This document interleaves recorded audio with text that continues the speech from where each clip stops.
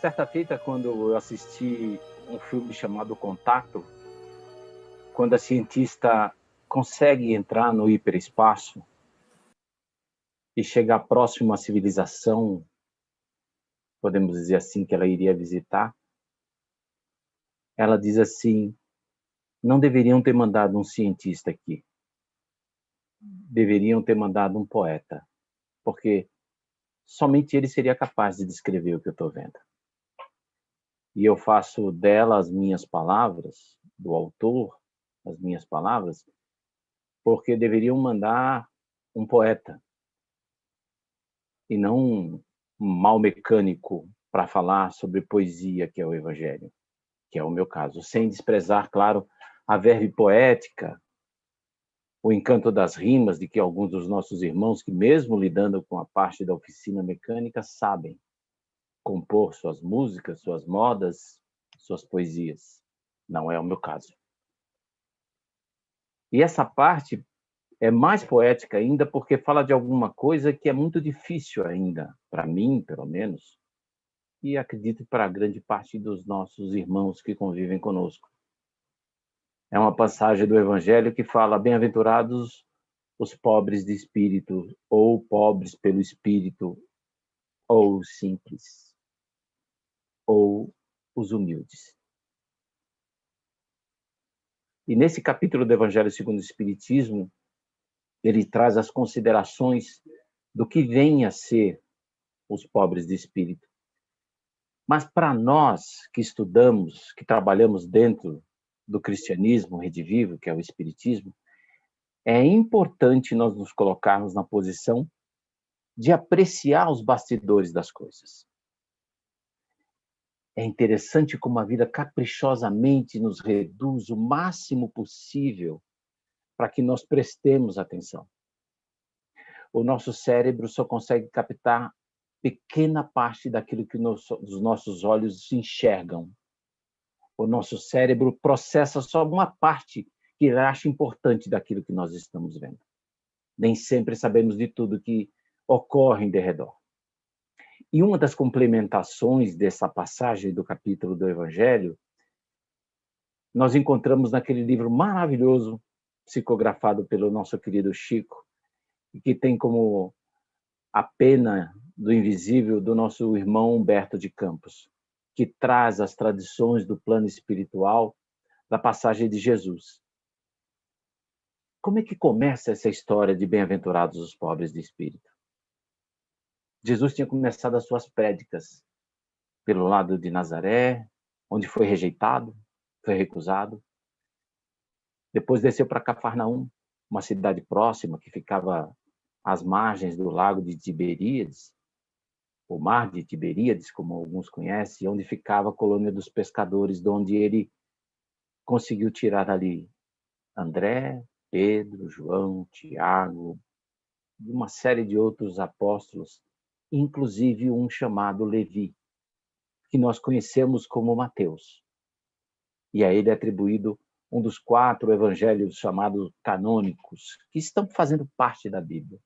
Mateus, ele representava de alguma maneira a elite intelectual e financeira do povo, porque ele era um cobrador de impostos, odiado pela grande maioria de todo o vilarejo, porque ele fazia o serviço sujo, dizemos assim, de contar as moedas parcas e pobres daquela população que trabalhava com tanto denodo, com tanto ardor, para obter o pão de cada dia. Ainda por cima tinha que dar alguma coisa para César, alguma coisa para o reino, e ainda por cima ainda serem explorados de alguma maneira para chamar daquela invasão romana que existia na época.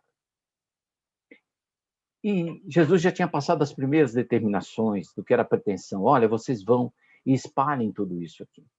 Alguns dos discípulos largaram efetivamente as redes, mas Mateus foi um que continuou exercendo a sua profissão de cobrador de impostos. Assim como nós continuamos com as nossas profissões e de vez em quando achamos um espaço, ou acreditamos que achamos um espaço para nos dedicar à espiritualidade, quando isso deveria fazer parte o tempo todo de nós.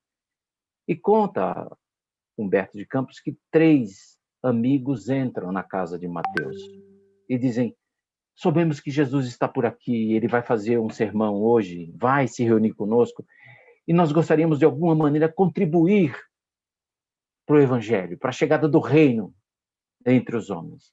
Então Mateus olha para eles e fala assim: mas vocês três, olha, gente, vem cá, você é um incapacitado físico, você tem problemas, você não consegue se locomover, você é pobre, você é muito pobre, você não tem nada, o que você vai dar para o reino? E quanto a você, você foi expulso de casa por uma questão de traição e tudo mais. Como você se coloca, né? Mas ouvimos Jesus falar que o reino de Deus é para todos. Olha, amigos, eu acho que vocês vão ter que esperar a próxima passagem. E os três saem de casa. Um pouco depois chega Jesus, acompanhado de alguns discípulos. E assim, na conversa, no desenrolar, então, o pessoal está chegando, mestre, para falar. Mateus pega e reporta o que aconteceu. Então, se Jesus volta-se para ele e diz: Levi, a boa nova é principalmente para todos aqueles que têm o coração molhado pelas lágrimas do reconhecimento, do arrependimento, daqueles que tombaram em campo, daqueles que se encontram vencidos. E não para os vencedores, porque os vencedores não estão procurando a palavra do reino de Deus agora. Aqueles que estão no ápice, sendo todas as suas vantagens imediatas atendidas, esses não procuram a nós nesse momento. Se nós colocássemos o evangelho nas mãos dos vencedores do mundo, o que eles fariam? Trariam seus carros de guerra para impor, suas espadas para perseguir aqueles que não acreditavam?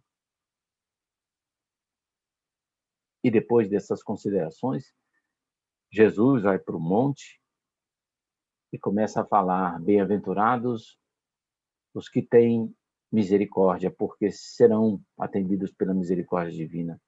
Bem-aventurados aqueles que têm a pobreza dentro de si, no espírito, na humildade, porque deles é o reino dos céus. Dentre aquela multidão, os três amigos que tinham sido quase que rechaçados da casa de Mateus, se viram novamente contemplados e jubilados. E puderam ingressar no imenso campo de trabalho, que é o Evangelho de Jesus, e que recolhe a todos nós, principalmente os culpados, principalmente os devedores. Porque somos nós, esses grandes devedores, que não temos moralmente o direito de dizer não a Jesus mais. Pela quantidade de vezes que ele nos favorece, pela quantidade de vezes que ele nos atende, e pela quantidade de vezes que ele nos perdoa todos os nossos erros, ladeados principalmente pelo nosso orgulho, a nossa vaidade. O orgulho impede de você ler um livro, porque você não precisa saber mais nada. O orgulho impede de você reconhecer o seu irmão na rua, porque você é melhor que os outros. Não pode fazer parte da mesma estirpe. O orgulho faz com que você se afaste das pessoas que querem te amar, porque você se acha muito superior a elas. Somente quando nós somos, por vezes, agitados nesse nosso orgulho, que são derrubados todos esses falsos frutos dessa nossa árvore, é que nós começamos a adubar o terreno dentro de nós para receber coisas melhores. Somente através da humildade que nós nos predispomos a ouvir mais, a estudar mais e a aceitar mais. Temos debatido o tempo todo, né?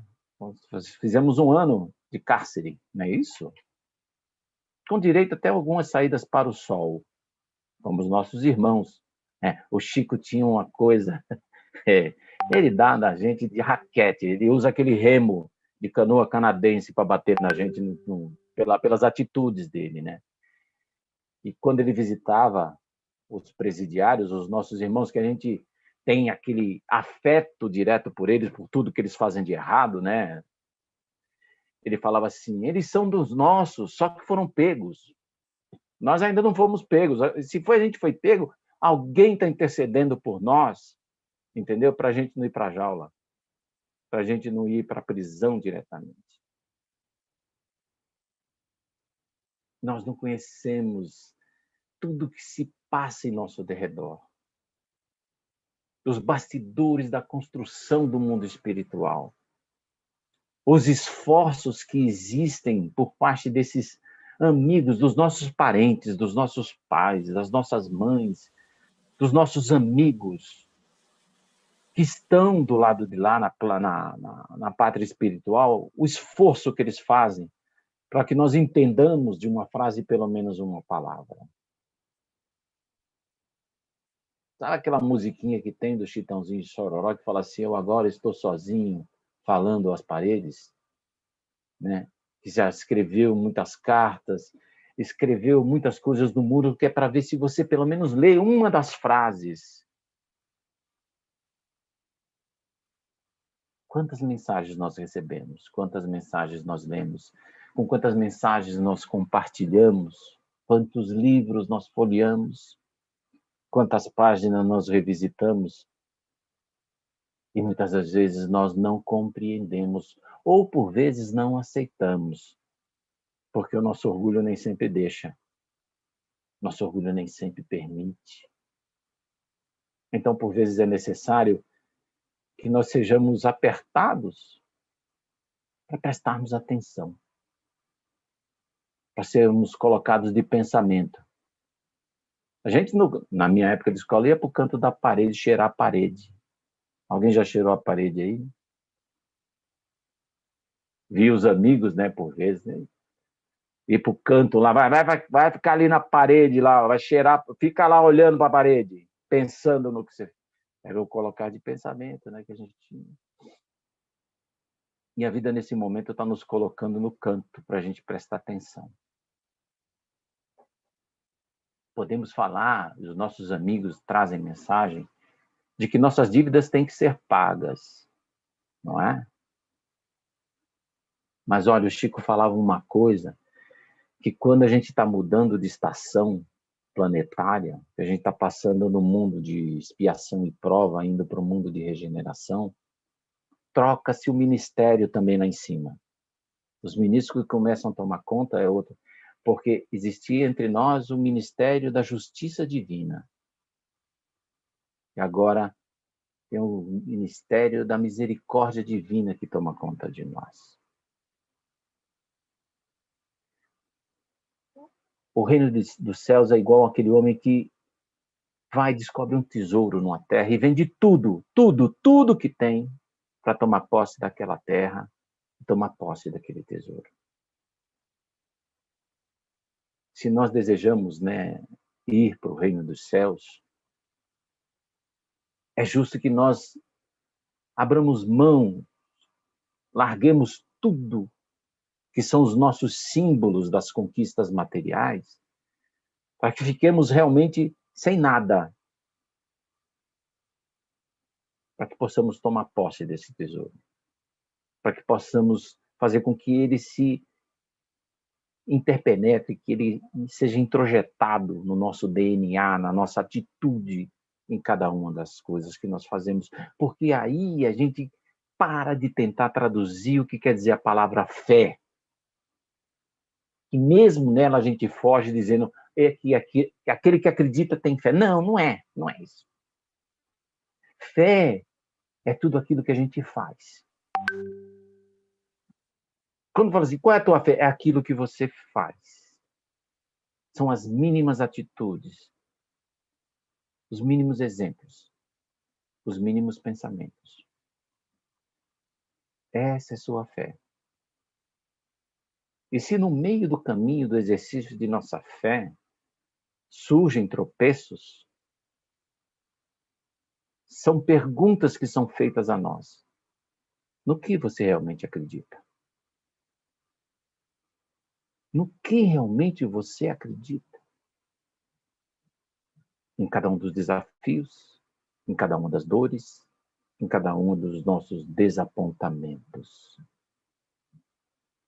Estamos ficando livres do quê? Se não de nós mesmos. Jesus veio para aqueles que estavam tombados, caídos, vencidos. E ele se juntou a eles, se entregando naquele martírio descabido, para dizer: vê o que eu faço, apesar das minhas dores. Humildade. Vocês deveriam ter chamado um poeta. Muita paz a todos. Glaucio, gratidão.